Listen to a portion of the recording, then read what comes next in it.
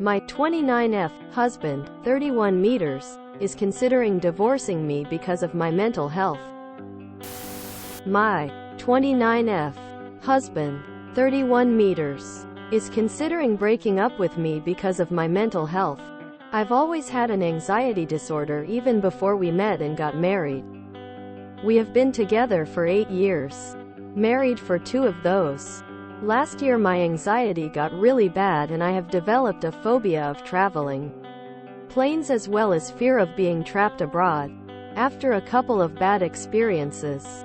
We always loved traveling and have been all over the world together and planned on raising a family traveling all over the place. Since my breakdown last year, I was referred to a crisis team and am now working with the community mental health team to get back on track. However, I don't know if I will ever be able to travel again or at least be able to travel like we used to. My husband has now admitted he doesn't want to think about the future because he doesn't want to think about the prospect of me not getting better, as that's not the life he wants to live. I told him I understand and that I'm not angry at him. What I didn't say is that I'm now heartbroken as I feel like our future now has a condition on me getting better. I will try as hard as I can, but I guess I hope that he would love me and still want to be with me regardless. Like I said, I understand, but I am also heartbroken, so now don't know what to do. Do I hope I get better and accept that his love has conditions? Do I accept that divorce may be the best route, as even if I get better, I may get sick again? Edit. Thank you for all the responses. Just want to clarify a couple of things. 1. We are not in couples counseling. But I will consider this now, so thank you. I am doing exposure therapy. And yes, I'm on meds currently and am working hard every day to do something that frightens me. I even have a solo flight home next month, which I am terrified at but will fight my hardest for. 2. I am not a drain on him to those who said those kind of comments. I have a good job. I have my own money. I have my own friends. I have my own hobbies. We have a relatively normal life day to day. We go on dates still and very much love each other. Point 3. Just as background, both of us were born abroad to what our nationality is and have traveled extensively as children with family as well as adults together. We even built our own camper and traveled round Europe. We are both now immigrants living abroad from our home countries. I know this will raise questions regarding how my phobia developed in the last year. Then, I'm not going to go into details, but just remind those who don't have mental health issues, phobias, that it can be irrational and not make sense but still be just as real and terrifying regardless. Point 4. A lot of you are right in that love does have conditions, e.g. infidelity, dangerous behaviors, e.g. drugs. I think illness is different though. It worries me that even if I got better, what if I got sick? E.g. my mom had breast cancer. Or if we did have children and they were disabled. How would he react then? The statistics some of you have about men being more likely to leave in these situations was saddening. 5. I'm not going to have children until I am better and our relationship is solid again. I don't want to bring a child into this. My husband has now admitted he doesn't want to think the future. Quote, did he say the words, I am considering divorcing you, or did you infer that from this paragraph you wrote? Just to give a little bit of perspective to your comment, accept that his love has conditions. It's important to remember that every romantic relationship is conditional in some way. No one truly loves their partner unconditionally. I'm not saying you're right or wrong in this, but that notion won't help you any. We all have expectations from those we are involved in. We set conditions about money, drugs, fidelity, children, lifestyle, religious views, etc. I personally wouldn't leave my partner in this situation, but everyone has some breaking point. This may or may not be your husband's. You also can't really stop him, so if this is all it takes for him to leave, then you might have avoided a bigger issue down the road. This is probably going to hurt to hear, but love isn't unconditional. As someone who's been through divorce, I've found it's actually full of conditions. And no matter how small it may seem to you, it could be critical to the other partner. Ultimately, your husband needs to decide if this is a deal breaker for him. He owes you an answer. And if it's divorce, the quicker and easier the better. Love isn't enough. You can love someone very much, but when they impact your life negatively over the course of years, with no improvement in sight, and inform you that they may never do X thing with you again that's important to you as a couple, and are so flippant and accepting about it, that's a hard pill to swallow. I am not without empathy for you on this mental health journey. But compassion fatigue is a thing, and it sounds like he's looking forward and thinking of all he may have to give up or do without a partner, and that picture isn't appealing to him.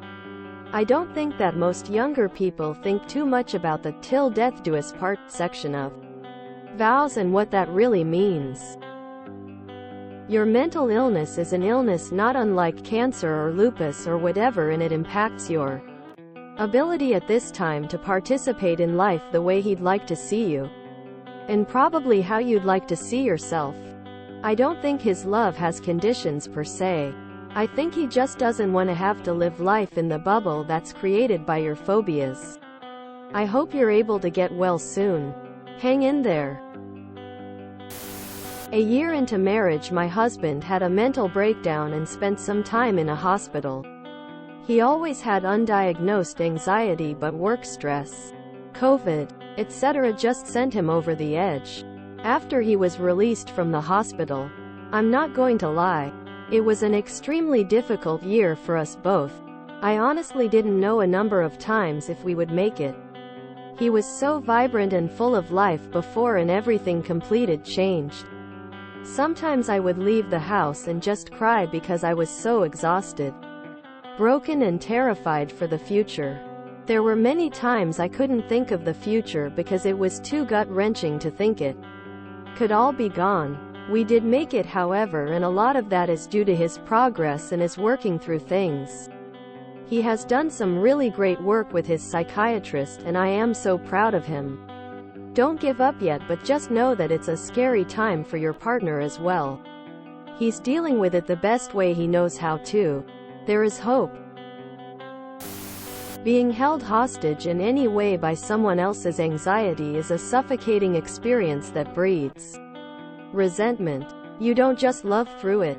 I have empathy for you and for him here. I truly hope you do work through this. Because it's absolutely possible. Because phobias are curable by those who actually intend to do what they can to get over them. I would have hoped that he'd try to stick by you as you got through it.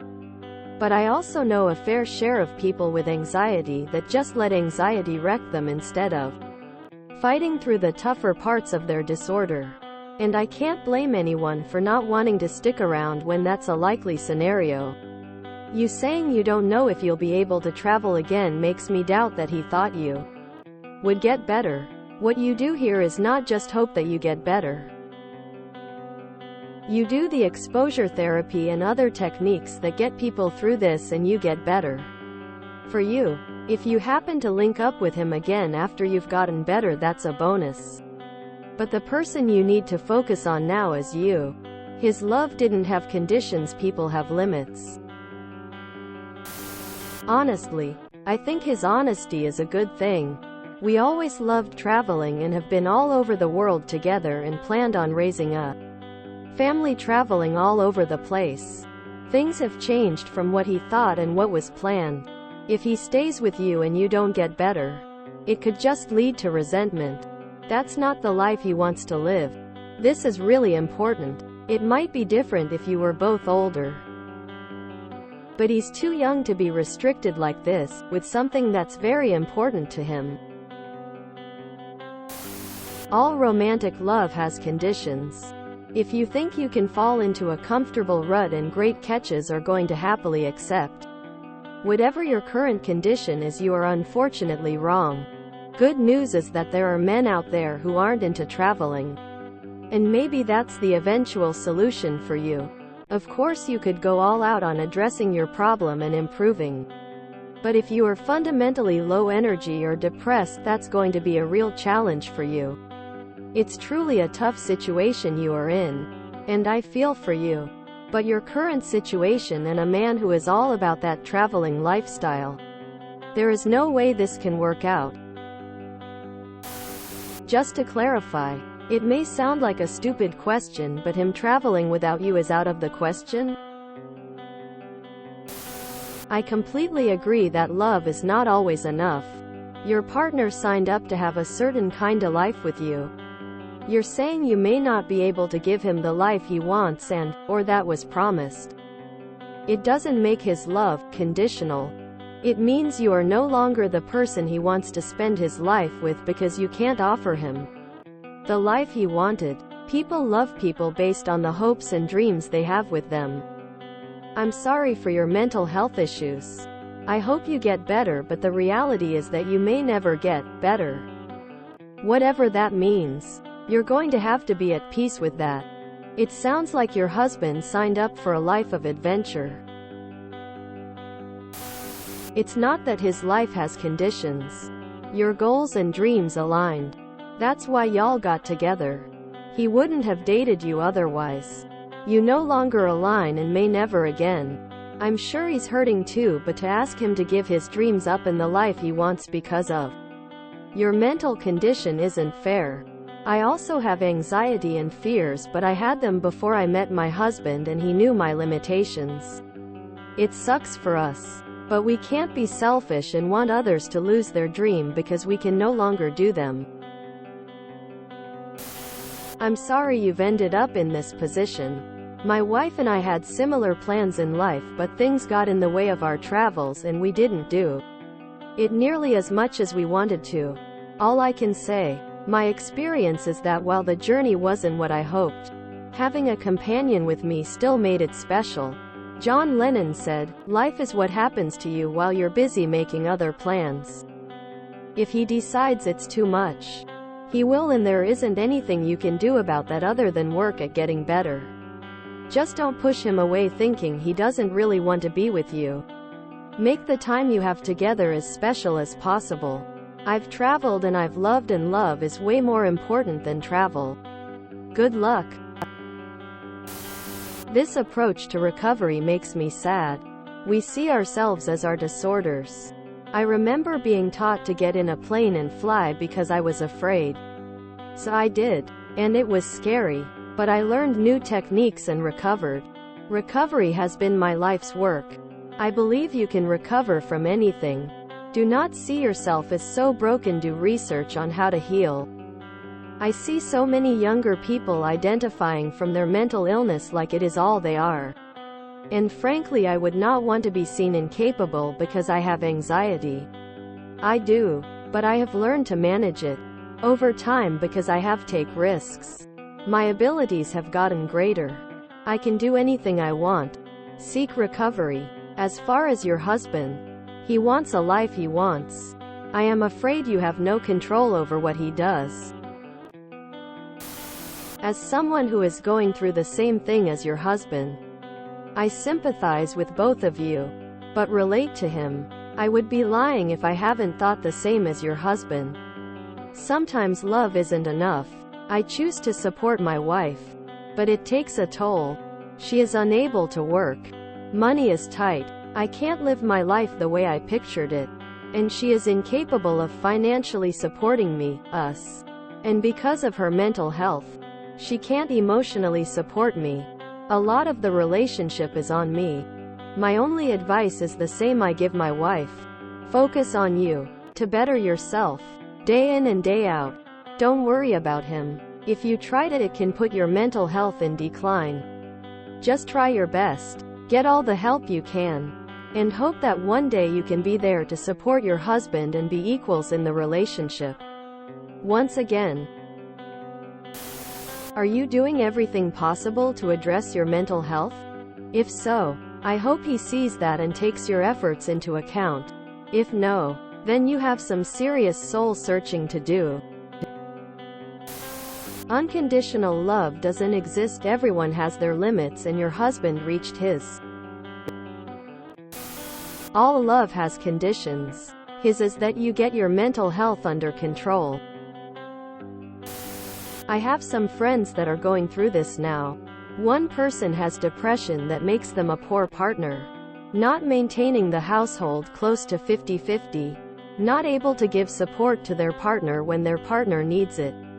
And a few other things have just ended up making the relationship no longer work for the other person. Everyone has needs, and while it can be sad for everyone involved, you sometimes have to leave a relationship that can no longer meet your needs. But also, you have an anxiety disorder, which probably means that in your head, your husband is already leaving you and the worst case scenarios are all happening.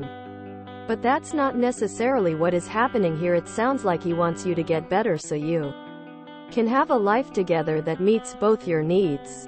So just focus on yourself and getting better, and not freaking out about things that will hopefully not happen. If therapy isn't helping you, consider finding a different therapist. Are you taking your pills, going to your sessions, and so on? When people change from the partner they commit to someone they wouldn't even date, why should they stay? I realize there's more to it than that. But this idea that, now I have you so I can completely change and you should stay because you love me, is ridiculous. He signed up for a certain life with you, one which at the time you were on board with. Would he have ever committed to you if he knew you could not participate in what he wanted his life to be? Would you stay with someone who changed so drastically that the life you signed up for was now completely gone? If you enjoyed this video, please check out our playlists full of similar content. Epic Ericast is like doom scrolling for your ears. Please like, share, and subscribe.